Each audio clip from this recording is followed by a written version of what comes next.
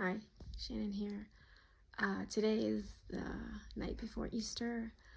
I took my children to our farmer's market and they had an Easter egg hunt, and then we went to the protest and then the library, and then I've just put my kids down a little bit ago, and then they're on the other side of this wall right here. I pulled my husband in the closet and I was like, we have to put Easter out, and he's never really done this. He was in medical school, so he just didn't do it. And I think about the egg hunt at the farmer's market and then doing the Easter tonight. I just want to make it normal. I just want my kids to have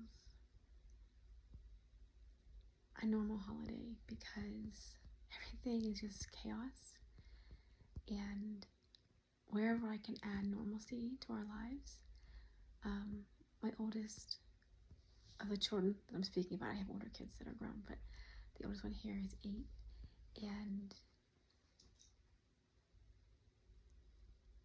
she knows a little bit about what's happening in the world, and I want to protect her from that, but I also want her to not be surprised by what's coming, right? And as I'm walking around the farmer's market, I'm thinking, I have puppies over there. I'm thinking about how normal it feels, and it seems so surreal because it feels like it shouldn't be normal, but it is.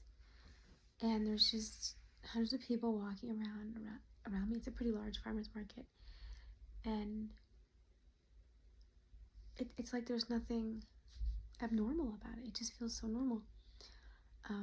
We go up just literally a couple blocks, and that's where the protest is happening, and there's like 250 people, and it's not one of the official ones that they talk about in the news right now.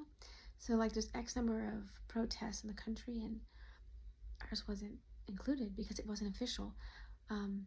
People just showed up, right? Because it was the normal time that we've been protesting, and the local groups didn't plan something. They had something 2 days ago, and so we show up, and it's pretty cold out for us. And I tell my kids, because they're like, why are we here? I'm like, because it's your civic duty. And my daughter says, well, when can we stop protesting? And I said, you don't ever stop protesting. And of course, everybody just congratulates them for coming because they're the youngest people there. And most people are older, above 60. It just everything feels so, it feels strange that it's so normal. And I really want to keep that for them. So that's what I'm going to do, It's hard. I'm sitting here trying to go to sleep. And tomorrow, we'll have an egg hunt at the park for the neighborhood kids. And that's what you do, right? You protest, you live your life. Plan for the worst, hope for the best. So, one last thing. 10 years ago, I moved away from home. I grew up in a very insular, rural area, and I moved away, and our first holiday was Easter.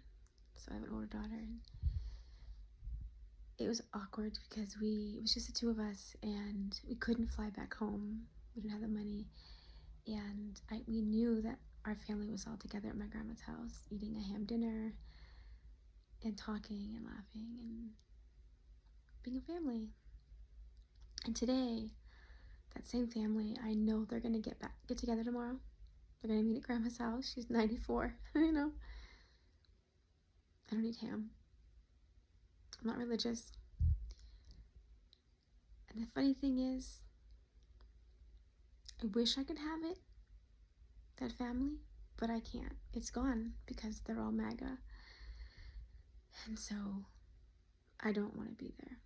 So we're going to have a normal Easter, just the 4 of us, and and all the neighbor kids that we invite to the Easter egg hunt.